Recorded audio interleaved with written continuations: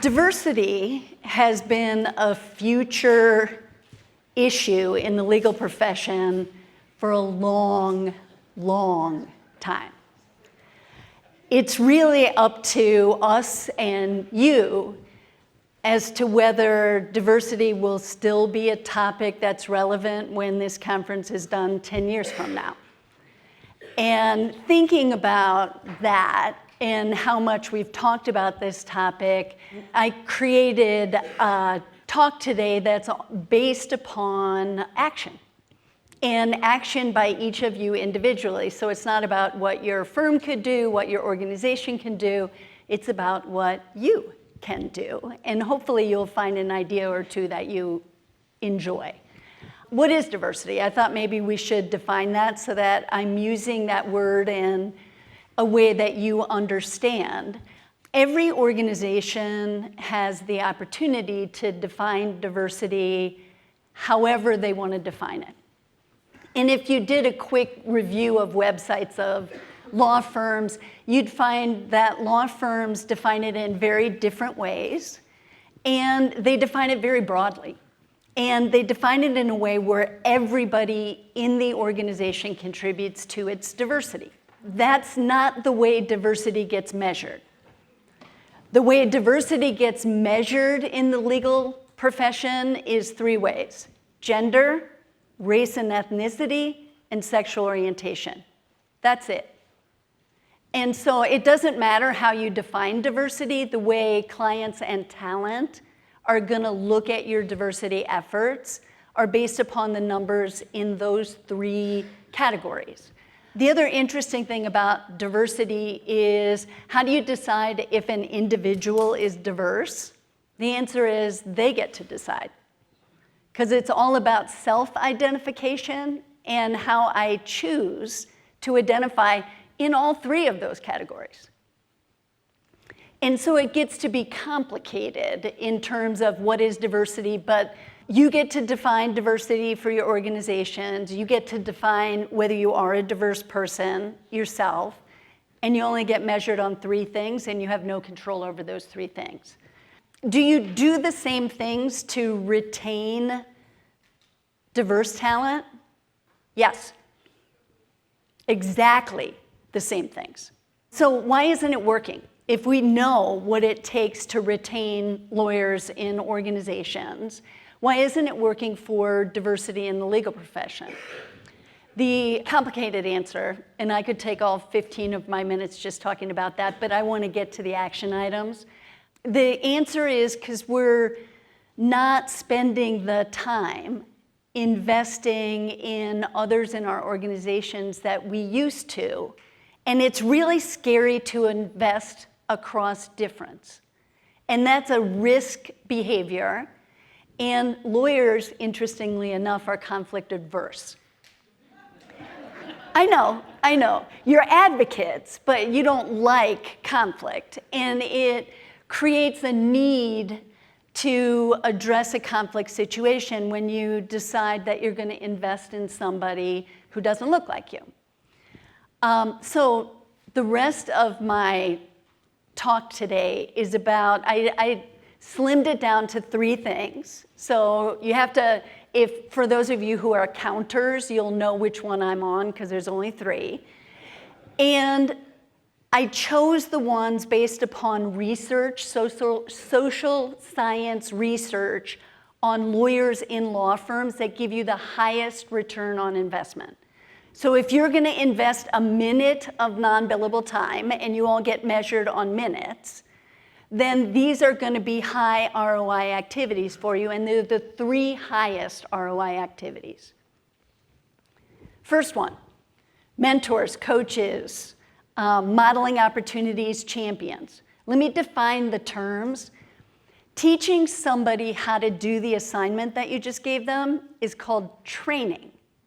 It's not mentoring. Most lawyers are great at training. Mentoring in all of its forms, and all of the other words are really forms of mentoring, don't exist as much as they did 10 years ago, and they really don't exist as much as they did 20 years ago. And successful lawyers all will report having a mentor. So what is a mentor? A mentor is somebody with whom you have a high trust relationship, where you invest in professional development and personal growth. It's a reciprocal relationship. And a coach is not a reciprocal relationship. It's a one-way relationship. I want to do something and I pick somebody who can help me achieve my goal. Modeling opportunities is where I take somebody with me to see me in action. And so they see my style, they get an opportunity to see something that they want to do before they have to do it themselves. Champion, highest trust form of mentoring, is when I give a roadmap to somebody, I sit down next to them, and I navigate. And then I pound the table when it's time for them to get what they want, because I'm willing to invest my political and social capital in them. Why doesn't mentoring happen? It doesn't happen for a lot of reasons. 2008-9 recession had a material impact on the amount of mentoring that occurs in law firms because senior people were trying to survive themselves. And so they didn't have the non-billable minutes to invest in people who are more junior than them. It doesn't happen because clients don't pay for it. It doesn't happen because law firms and organizations don't pay for it. And it doesn't happen because it would require people to mentor across difference: gender, race, ethnicity, sexual orientation, generation. And that's scary, and people are reluctant to do that. What do you get when you have an effective mentor? And this, by the way, is the highest ROI activity. If you're looking at doing just one thing to have a positive impact on retaining talent, including your diverse talent, this is the one to pick.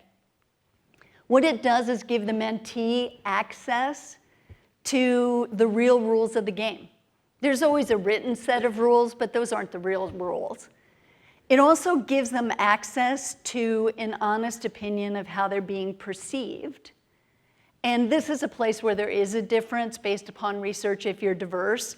The likelihood that a diverse attorney in an organization has an accurate view of how they are being perceived is lower than whether a white, straight man has an accurate view of how he's being perceived. And that makes it very important, high ROI. Second, constructive feedback, a gift.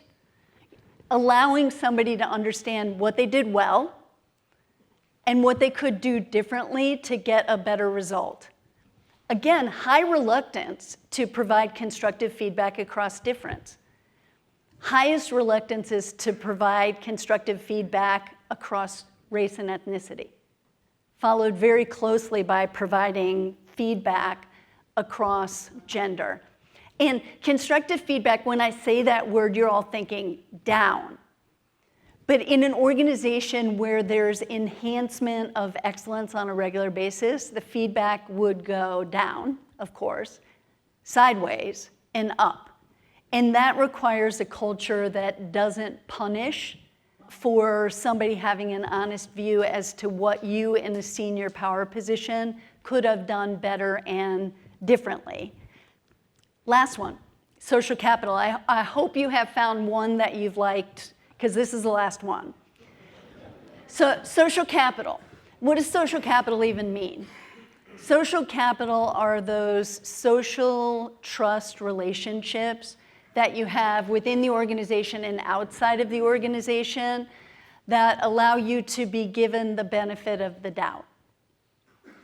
And in research that's been done on lawyers in law firms, this is interesting, and it's not different in other businesses, but lawyers without this research would have claimed that they were different on this front. When it comes to promotion within legal organizations, whether you're looking at corporate legal departments, law firms, legal aid organizations, who you know is more important than your substantive legal skill if what you want is to get promoted. That's pretty sobering when you think about the power of social capital. And it's very counterintuitive because if you look at the list of the rules, social capital is never going to be on that list. And the way social capital is created is by having the opportunity to spend time with somebody and get to know somebody, which means that you have to establish commonalities. You have to be willing to talk to other people and invest in other people. What happens when you have social capital within an organization? You get the benefit of the doubt when you make a mistake. You get stretch assignments before you're entitled to them. You get modeling opportunities where you get a chance to see that person in action. You get business development opportunities that others are not seeing. And you get an opportunity to inherit clients. All because of social capital, not because of substantive legal skill. People even in law firms, there's research on this, when they're picking a team for the meeting that happens after you submit the response to the request for proposal, they will put people on the team who they like before they put people on the team who have the right substantive skills for the client meeting. That's how important social capital is to advancement of people. I want to talk a little about the Pence rule.